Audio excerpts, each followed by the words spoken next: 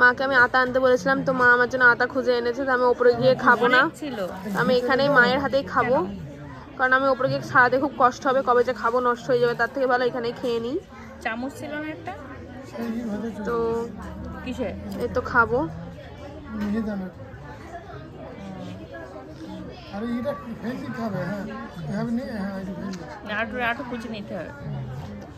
Heavy জিনিস তো, এইভাবে খেতে হয়। এই আতা আমি প্রথমবার খাচ্ছি, মানে এর আগে আমাদের একটু ফেল দে, একটু ফেল দে, এটা হ্যাঁ এটা ফেল দে। তো আমি বাবাকে একটা আতর দিয়েছি, তো প্যাকেটটার ভিতরে একটাই পড়ে আছে অবশ্য, মানে এটা প্যাকেট, এটা খোলাই জিনিস, কিন্তু একটা লাস্টে ছিল বলে আবার প্যাকেট শুদ্ধ আমাকে দিয়ে দিল, ওই জন্য এটা প্যাক করতে পেরেছি। তো এই আতরটা খুবই উগ্র না, মানে মোটামুটি উগ্র, যেটা বাবা পছন্দ হবে বলে আমার মনে হয়। এটা অনেকেই পছন্দ করে। তো বাবা বার করো, খোলো। আর কিছু নেই করতে, ওই প্যাকেটটা আমাকে দিয়েছে আপা।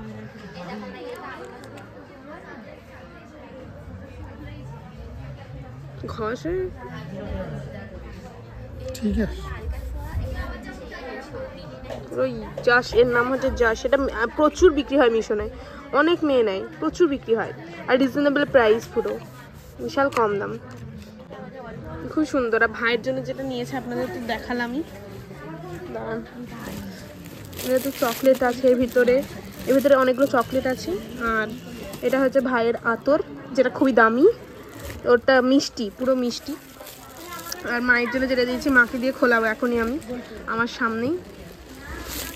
এইটা মায়েরটা, ওইটা সেই ইয়েটা হ্যান্ড গ্লাভসটা আছে, আর তোমার ক্লিপ আছে, সেম ক্লিপ আমিও কিনেছি, ওই জন্য মায়ের জন্য নিয়েছি। আর প্যাকিংটা একটা মিশনের আমাকে মেয়ে করে দিয়েছে, একটা ফ্রেন্ড করে দিয়েছে প্যাকিংটা, তো ওকে অনেক অনেক ধন্যবাদ।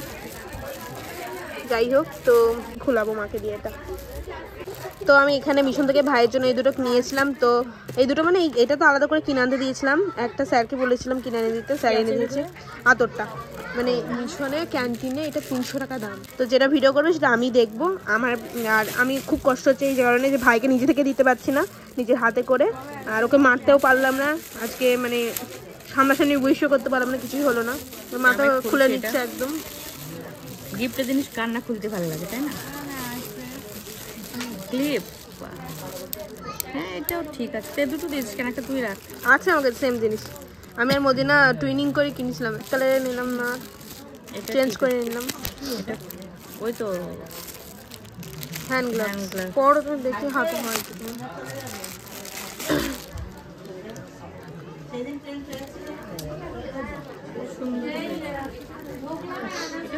আমি আর কিনিনি, হাত দিয়ে কি করবে? সেইটা আছে, সেটা পাতলা না না, এটা ঠিক আছে, সেইটা তোমার শীতকালের জন্য নয়, সেটা মানে সবসময় নামাজ টামাজ পড়ার জন্য। এটাই ঠিক আছে, মা যে বলে শীতকালেটা নিতি, ঠিক আছে এটাই হবে। তাহলে ছিটতো না বলো মা তোমার হাত? খুব সুন্দর হয়েছে, থ্যাংক ইউ, ওয়েলকাম। দাঁড়াও, হাত দুটো পর ওদের ছবি তুলি, শীত লাগবে না তাহলে আর। ঠান্ডা ওখানে গিয়ে তো সোয়েটারগুলো পরবো, এখন পরে যাবো না। এটা খুব প্রয়োজন ছিল, শুধু তুমি তো বললে না মোটাটা নিতে শীতকালেরটা, আর একটা বললাম পাতলাটা আছে, শীতের জন্যই তো পাতলা দরকার। গরমেও পরা যাবে, ঠিক আছে। পাতলাটা হচ্ছে নামাজের জন্য, নামাজ এতদূর মেয়েদের হাত থেকে নামাজ পড়তে। এটাও ঠিক আছে, শীত বলে ভালো লাগে। আমার ফোনের আগে চার্জ আছে না, আমি চার্জ দিইনি, আজকে ফোনে চার্জ আছে অনেকটা। না এটা ছবি তুলি পরে না, ভালো লাগে। তো মিশন পৌঁছে গেছি, আর আমাদের এখন ফেরার টাইম হয়ে গেছে। আর আজকে দেখুন কতটা ভিড়, কারণ আজকে দেখছিলাম ওই যে 5 থেকে হয়তো 9 পর্যন্ত যে ভর্তির কাউন্সিলিং ছিল, তো ওই জন্য এতটা ভিড়। আর পুরো মাঠের মধ্যে মনে হচ্ছে মেলা বসেছে, এত গাড়ির চাপ, মানে গাড়ি বাইক প্রচুর। আর এটা হচ্ছে ওইটা মিশনের মেয়েদের মেন গেট, আর এটা হচ্ছে মেয়েদের মিশনে ঢোকার।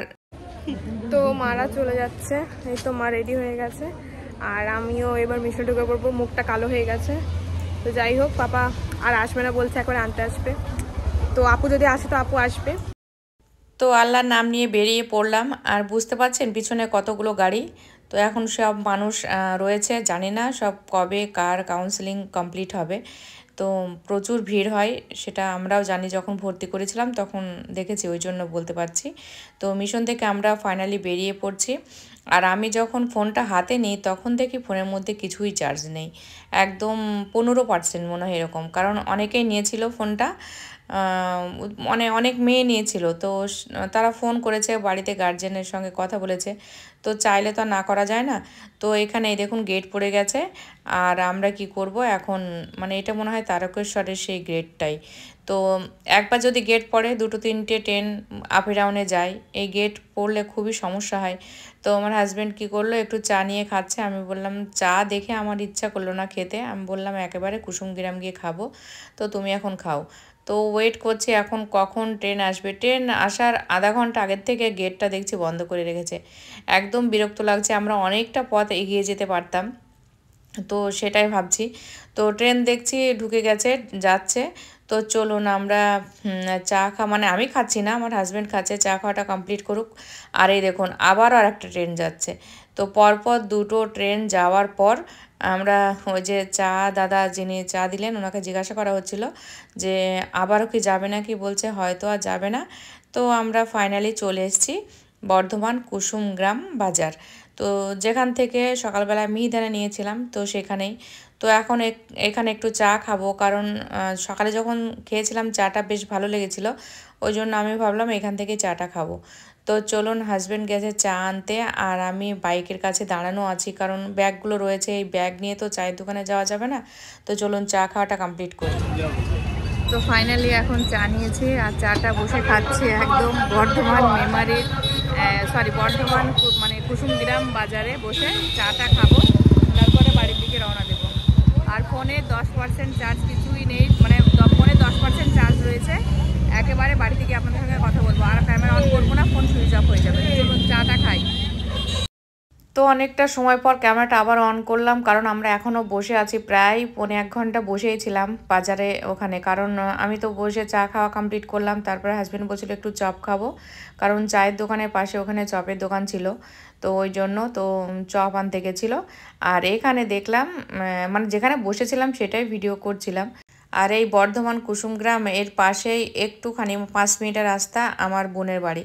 তো বোনের বাড়ির আগেও দেখিয়েছি মেমারি যাওয়ার সময়তে। পার করে সকাল করে ফেলেছি, তারপরে এখন ক্যামেরাটা অন করেছি, কারণ কালকে রাত্রিবেলা এতটাই ক্লান্ত হয়ে গেছিলাম আর ক্যামেরা অন করা হয়নি। যাই হোক, মানে এত ক্লান্ত, এসেই অল্প কিছু খাওয়া দাওয়া করে ঘুমিয়ে গেছিলাম, আর খাবারটাও শেয়ার করা হয়নি। তো যাই হোক, এখন মোটামুটি সমস্ত কাজ কমপ্লিট করলাম, ভাবলাম ভিডিও তো শেষ করতে হবে, রাত্রিবেলা শেষ করা হয়নি।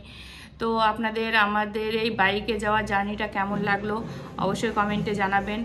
আর আপনারা কী রকম ভিডিও দেখতে চান সেটাও কমেন্ট করবেন, আর চেষ্টা করব সেরকম ভিডিও বানানোর। আর কি বলেন তো, সেইভাবে তো আমার ক্যামেরাতে সেরকম আমার বাড়ির ফ্যামিলি কেউ আসে না, আমি একা আর আমার মেয়ে। তো মেয়ে তো মিশনে থাকে, সেটা আপনারা সকলেই জানেন, মানে যারা আমার ডেলি ভিডিও দেখেন তারা তো জানেন আমার মেয়ে মিশনে থাকে। তো ওই জন্য আমি একাই আসি আমার ক্যামেরাতে। আর মাঝে মাঝে রাধানগর গেলে আমার বোনেরা আসে, লাবুকে দেখায়, আলিনাকে দেখায়, এই। তো যাই হোক, আমার ভালো লাগে তাই ভিডিওটা বানাই। জানি না কতদিন কন্টিনিউ করতে পারবো, তবে ইচ্ছা আছে কন্টিনিউ করার। তবে দেখা যাক কতদিন কন্টিনিউ করতে পারি। আলহামদুলিল্লাহ কালকে দিনটা ভালো কেটেছে, মেয়ের সঙ্গে অনেকটা সময় কাটিয়েছি, মেয়ের অনেক কথা শুনলাম। কি বলবো, সব মিলিয়ে এখন একটা জায়গাতে আছে, পরিবেশের সঙ্গে ওকে মানাতে হবে, কিছু করার নেই। 2 বছর থাকবো, তাহলে তুমি কেন মাসে 2 দিন আমাকে দিতে পারবে না? কিন্তু ও বোঝে না যে আমরা এতটা কষ্ট করে যাই। তো ও বলছে কষ্ট আমার জন্য করবা। ওর কথার উত্তর সব রয়েছে ওর কাছে, মানে আমাদের কথার উত্তর ওর কাছে সবটাই রয়েছে। তো কি বলবো, যখন বলে না করতে পারি না, মনটা খুব খারাপ হয়ে যায়। ওরও খারাপ করে, বলে আমার পড়ায় মন বসে না, তোমরা 15 দিন পরে আসলে আমার ভালো লাগে, আমি এনার্জি পাই, এরকমটাই ও বলছিল। তো অনেক বুঝিয়ে এসছি যে একেবারে ছুটিতে নিয়ে যাব, 26 তারিখে ছুটি হবে ডিসেম্বরে।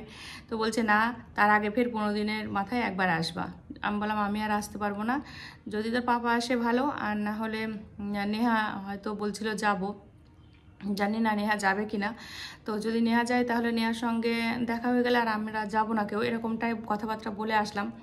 তো যাই হোক, ভিডিওটা আর বড় করছি না, এখন অনেক কাজ আছে। আজকে ডেলি ভিডিওটাও স্টার্ট করেছি, আর কদিন একটু এলোমেলো হয়ে গেছে এই যে নেটওয়ার্কের সমস্যার জন্য। এখন মোটামুটি ঠিক আছে, তবে আমাদের ওয়াইফাইটা এখনও কিন্তু ঠিকঠাকভাবে চলছে না, তো ওই জন্য একটু সমস্যায় রয়েছি। মানে ওই তো অল্প একটু নেট দিয়ে আর কতটুকু ভিডিও আপলোড করতেও পারছি না। তো যাই হোক, আজকের মতো ভিডিওটা এতটুকুই ছিল। ভিডিওটা ভালো লাগলে লাইক, শেয়ার, কমেন্ট, সাবস্ক্রাইব করবেন, পাশে থাকা বেল আইকনটি ক্লিক করবেন যাতে সর্বপ্রথম এই নোটিফিকেশন আপনারা পেয়ে যান। আর আমার ভিডিওটা অনেক ধৈর্য সহকারে দেখেছেন, তার জন্য আপনাদের জানাই অনেক অনেক ধন্যবাদ। অনেক দিন হয়ে গেছে এভাবে ক্যামেরার সামনে আসি না, কথা বলাই হয় না ঠিকঠাকভাবে। তো আজকের মতন আল্লাহ হাফেজ, tata. Thank you. Goodbye. Allah Hafiz.